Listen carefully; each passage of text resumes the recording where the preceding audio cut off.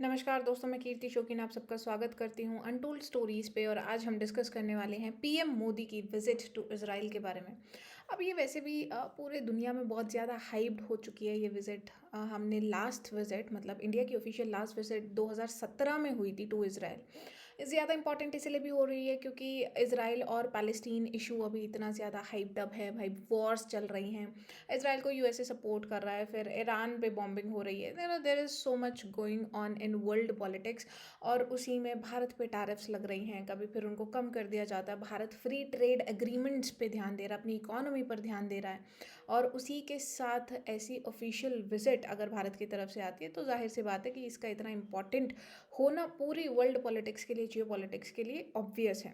तो सबसे पहले हम जानते हैं कि इसराइल लोकेटेड कहाँ है और इतना ज़्यादा इम्पॉर्टेंट क्यों है ये देश। तो देखिए, इसराइल की लोकेशन कहाँ आती है, मेडिटेरेनियन सी के पास आती है। यहाँ पर इसी में दो एरियाज़ हैं जो बेसिकली पैलेस्टीन के नाम से जाने जाते हैं। और इन दोनों देशों की कांस्टेंट लड़ाई रहती है कि यहाँ पर बेसिकली ओरिजिनल इनहैबिटेंट्स कौन है इस एरिया के, ज्यूज़ हैं या फिर अरब्स हैं। तो अगर बैक स्टोरी में जाएं, बेसिकली हुआ ये कि एक समय पर यहाँ पर ज्यूज़ रहते थे, उनको मार पीट कर जैसे यूजुअली जो भी टेक ओवर अरब या इब्राहिमिक रिलीजन्स करते हैं, वैसे वहाँ पर आकर अरब लोग रहने लगे। उसके बाद जूस पूरी दुनिया में इधर उधर रेफ्यूजीज़ के तौर पर रहे, कुछ भारत में भी आए, कुछ अमेरिका में भी गए, कुछ ब्रिटेन में गए। और फिर फाइनली ब्रिटेन ने वर्ल्ड वॉर 2 के एंड पे उनको ये कहा कि देखिए, आपका जेनोसाइड हुआ है, we accept. And they were apparently a very strong community. इनका फाइनेंस बहुत ज़्यादा तगड़ा है, तो बेसिकली हर कंट्री को ये फाइनेंस कर रहे होते थे। तो कंट्रीज़ के लिए या स्टेट के लिए जो भी वहाँ की मशीनरी होगी, स्टेट मशीनरी के लिए इस कम्युनिटी को रिकॉग्नाइज़ करना बहुत इंपॉर्टेंट हो गया। और उसके बाद उन्होंने कहा कि चलो ठीक है, हम आपको आपकी वापस जो जगह है वो दिलाएंगे, आपको रीसेटल करेंगे। और इनको धीरे धीरे यहीं पर इनकी जो ओरिजिनल जगह थी यहाँ पर इनको दोबारा रीसेटल किया गया। अब जैसे ये रीसेटल होने लगे, इन्होंने अपना लैंड वापस लेना शुरू किया, तो जो अरब लोग वहाँ पर रह रहे थे वो सीमित होते चले गए। और करंटली वो इन्हीं जगह पर सीमित हैं जिसको आप वेस्ट बैंक के नाम पर देख रहे हैं एंड गाज़ा स्ट्रिप के नाम पर देख रहे हैं। इसको अब हम पैलेस्टीन कहते हैं। और दोनों का ये इशू है, दोनों कंट्रीज़ आपस में लड़ती हैं। पैलेस्टीन के लिए एक हमारी ऑफिशियल पैलेस्टीन गवर्नमेंट भी है, और एक हमास जो गाज़ा स्ट्रिप में ज़्यादा एक्टिव है। हमास को टेररिस्ट ऑर्गेनाइजेशन यूएसए लेबल कर चुका है और ये कहता है कि वो टेररिस्ट के तरीके से काम करता है, तो वो इसराइल को हार्म पहुंचाना चाहता है। इसके साथ साथ इसराइल को बाकी सब देश आप देखिए आसपास हैं, जैसे Egypt, Jordan, Saudi Arabia, Syria, Lebanon. अरब देशों से भी थ्रेट्स बार बार मिले क्योंकि अरब लोगों को ये पुश आउट कर रहे थे, एक पर्टिकुलर एरिया में सीमित कर रहे थे, तो इनको बार बार थ्रेट मिलते थे, इनको बार बार वॉर्स लड़नी पड़ी। आगे वीडियो में हम उसको भी डिस्कस करेंगे। बट करंटली अब इसराइल और पैलेस्टीन दो अलग अलग फ़िलहाल देश माने जाते हैं। इनको टू स्टेट सोल्यूशंस भी दिया जाता है कि भाई एरिया आपका एक ही हो सकता है आपके रिलीजियस प्लेसेस बहुत इंपॉर्टेंट हैं, दोनों के कॉमन रिलीजियस प्लेसेस हैं, इसीलिए लड़ाई भी बहुत ज़्यादा होती है। बट आपको टू स्टेट सोल्यूशन अपनाना चाहिए। और इसीलिए ऑफिशियल रिलेशंस किसी भी कंट्री के दोनों देशों के साथ रहते हैं, पैलेस्टीन के साथ भी और इसराइल के साथ भी। पैलेस्टीन के साथ भारत का झुकाव स्टार्टिंग से रहा है। India was one of the first countries to recognise Palestine as a state in United Nation Assembly. लेकिन अब इन बैकडोर एंट्री इसराइल की हमेशा से रही है, बैकडोर हैंडशेक हमेशा से हमारा रहा है इसराइल के साथ। बट अभी मोदी गवर्नमेंट में, बीजेपी गवर्नमेंट में इसराइल को हम ज़्यादा महत्व दे रहे हैं, और ये साफ तौर पर दिखाई दे रहा है। And why not, because Israel ने हमेशा इंडिया की हेल्प की है, be it through backdoor channels और सबके सामने आपको समर्थन देना हो, उसमें भी इसराइल ने कभी पीछे अपना हाथ नहीं खींचा। And India is doing the same right now. तो देखिए, prime minister Narendra Modi departs from Jerusalem after concluding his 2 day visit. तो आज नरेंद्र मोदी जी की, हमारे प्राइम मिनिस्टर जी की 2 दिन की जो ऑफिशियल विजिट थी टू इसराइल वो कंप्लीट हो गई है। अब हमने बहुत सारी चीज़ें इसमें कंक्लूड की। हम एफटीएस की बात कर रहे हैं, यूपीआईस की बात कर रहे हैं, बेसिकली जो हमारा इकोनॉमी पर ध्यान है। हमने अपने पिछली वीडियोस में भी यही कवर किया था कि इंडिया बहुत ज़्यादा ध्यान आजकल इकोनॉमी पर दे रहा है। और उन्हीं सब चीज़ों को डिस्कस करने हम इसराइल भी गए थे। इसराइल भारत का सबसे बड़ा डिफेंस पार्टनर भी है। तो देखिए इसराइल काफ़ी खुश नज़र आ रहा है। Netanyahu addressed PM Modi as his friend, और उनको लोकल अटायर में, जो इंडियन अटायर है उसमें, एक ऑफिशियल जब डिनर होता है उसमें उन्होंने ऑफिशियल अटायर में नरेंद्र मोदी जी को वेलकम किया। सो मच सो कि एक वीडियो आज वायरल हो रही थी जिसमें दिखा रहे थे कि इसराइल के एमपीज ने लाइन लगाई हुई थी to get a picture with Narendra Modi. अब देखिए PM Modi's visit marks a very significant milestone in India Israel relationships, ऐसा हमारे फॉरेन सेक्रेटरी मिश्री जी ने कहा है। अब prime minister Narendra Modi today Israel visit detailing the significance of the trip stated that the visit serves as a bridge between a decade of progress and future collaboration. अब ये ज़्यादा इंपॉर्टेंट क्यों है? दो रीजंस की वजह से। एक तो हम इकोनॉमी पर सबसे ज़्यादा ध्यान दे रहे हैं, हम फ्री ट्रेड अग्रीमेंट्स कर रहे हैं, यूपीआईज की बात कर रहे हैं, फाइनेंस की बात कर रहे हैं। दूसरा, इसराइल सबसे बड़ा डिफेंस पार्टनर भी है भारत का, और ये ज़्यादा इंपॉर्टेंट इसलिए हो जाता है बिकॉज वर्ल्ड पॉलिटिक्स में आजकल हर कंट्री मिलिट्रली स्ट्रांग होना चाहती है। अब ब्रीफ हिस्ट्री के बारे में बात करते हैं इसराइल के। तो देखिए 14 मई 1948 को इसराइल इस्टेब्लिश किया गया था। उसका प्रोसेस क्या था ये अभी हमने डिस्कस किया। फिर यूएन पार्टीशन प्लान आता है 1947 में, जिसकी अभी हम बात कर रहे थे कि टू स्टेट सोल्यूशन यूएन देता है कि भाई अपने एक ही जगह है पर अपने टू स्टेट सोल्यूशन बना लीजिए, अपने दो स्टेट अलग अलग बना के रहिए, दोनों अगर कॉमन रिलीजियस प्लेसेस हैं तो वहाँ पर बारी बारी से अपना काम कीजिए, and let's just not kill civilians, basically कहने का तात्पर्य ये था। And India was one of the first countries to recognise Palestine. और अब हम इसराइल को भी सपोर्ट करते हैं और पैलेस्टीन को भी सपोर्ट करते हैं। लेकिन जब इसराइल ने अपनी इंडिपेंडेंस डिक्लेयर कर दी थी तो 1948 में उसके बनते ही उस पर अटैक कर दिया गया था अरब कंट्रीज़ ने।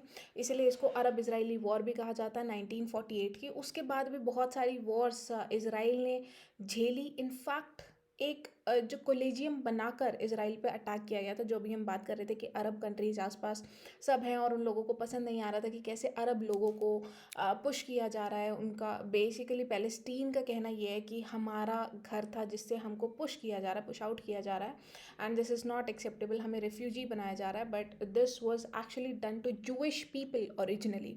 तो अब दोनों एक दूसरे के खिलाफ विक्टिम कार्ड प्ले करते हैं, और इसी में 3 वॉर्स इसराइल को अपनी इंडिपेंडेंस डिक्लेयर करते ही झेलनी पड़ी थी।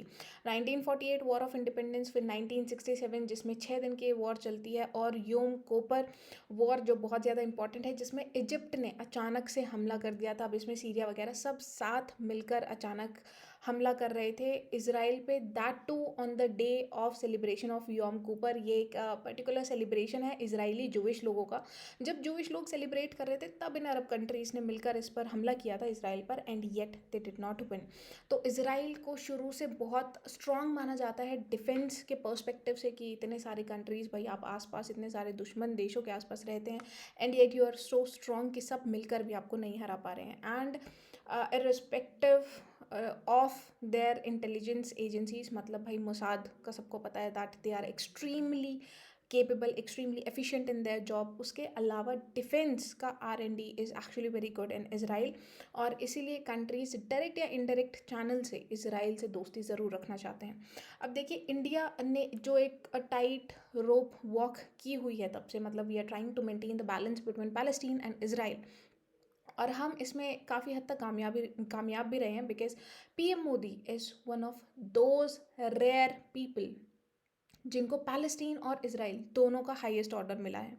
We have visited, I mean India has visited to Palestine and Israel अलग अलग। यूजुअली ऐसा होता था कि अगर आप इसराइल जा रहे हैं तो आप पैलेस्टीन भी जाएंगे, बट 2017 में मोदी जी इसराइल गए लेकिन पैलेस्टीन विजिट नहीं किया, पैलेस्टीन को अलग से विजिट किया गया, और दोनों देशों ने हमारे प्राइम मिनिस्टर का आभार व्यक्त किया, उनको धन्यवाद कहा कि you have been very supportive. दोनों देशों का हाईएस्ट ऑर्डर पीएम मोदी को दिया गया है, which is a very rare situation to be into.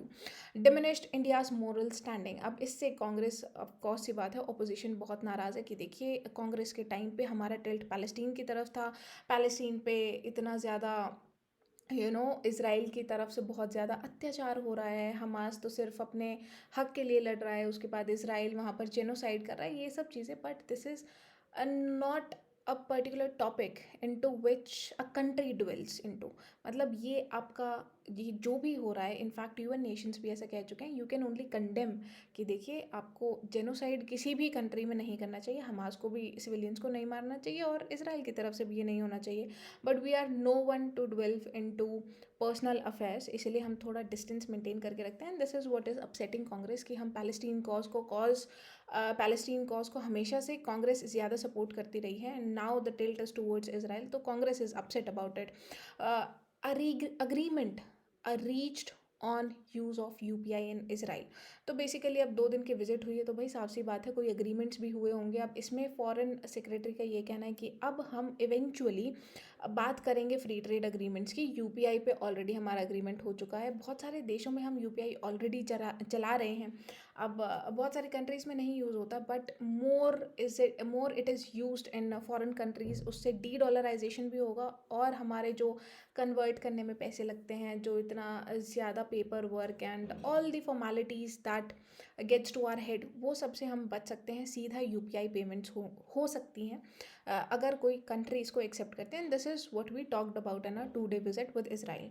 Historic visit की बात करें तो 2017 में historic visit prime minister Modi की इसराइल में रही थी। 2017 के बाद अब हम 2026 में गए हैं, वो भी बहुत इंपॉर्टेंट थी, क्योंकि अब मोदी जी को खुद अगेंस्ट द प्रोटोकॉल जाकर नेतन्याहू रिसीव करने पहुंचे थे। उसके बाद हम पैलेस्टीन नहीं गए, हम सिर्फ इसराइल गए थे। पूरा टाइम नेतन्याहू मोदी जी के साथ थे, जो यूजुअली स्टेट हेड वहाँ पर नहीं करते हैं, and Israel considered India a top partner. अब वो इसीलिए भी कहा जा रहा है, अभी जैसे आज जब मोदी जी वहाँ की पार्लियामेंट को, नेसेट को एड्रेस कर रहे थे, तो उन्होंने कहा no cost justifies killing civilians. अब ये बहुत एक जेनरिक स्टेटमेंट है, ये इसराइल के लिए भी और ये पैलेस्टीन यानी हमास के लिए भी है, कि सिविलियंस कोई सी भी साइड हो उनको हार्म नहीं होना चाहिए।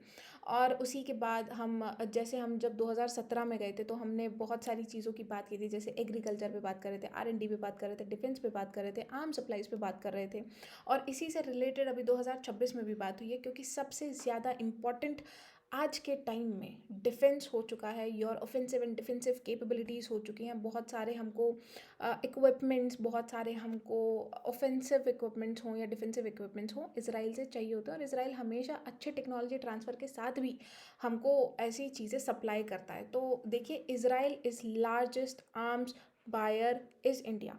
इसराइल से सबसे ज़्यादा अगर कोई आर्म्स खरीदता है तो वो इंडिया, और 2025 में वैसे भी बहुत क्लियरली सिपरी रिपोर्ट ने कह दिया था कि भाई इंडिया सबसे ज़्यादा आर्म्स बाय कर रहा है अपने हिसाब से, मतलब the growth in arms dealing is exponential, मतलब हम अपनी डिफेंस कैपेबिलिटीज़ पे पूरा ध्यान दे रहे हैं, और आने वाले समय में इंडिया, इसराइल हो या फिर कोई और कंट्री क्यों ना हो, डिफेंस को लेकर बहुत ज़्यादा फोकस हमारा रहने वाला है। सो बेसिकली 2 ही चीज़ों पर फोकस है, इकोनॉमी और डिफेंस।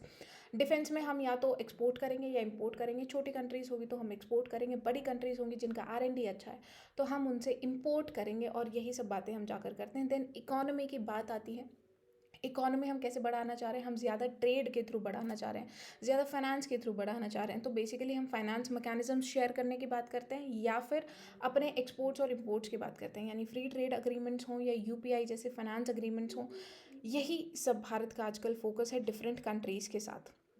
अब आने वाले समय में हमें पता चलेगा कि इसराइल के साथ और कौन कौन सी डील्स फिक्स की गई हैं या किस किस चीज़ पर बात चल रही हैं, बट होपफुली बहुत जल्दी ये सारी डिटेल्स हमारे सामने आ जाएंगी, और आज पीएम मोदी की ये इसराइल की विजिट कंक्लूड होती है। इसी के साथ हमारी वीडियो भी आज कंक्लूड होती है। अगर आपको आज की वीडियो पसंद आए तो लाइक शेयर सब्सक्राइब करना ना भूलें। जय हिंद, जय भारत।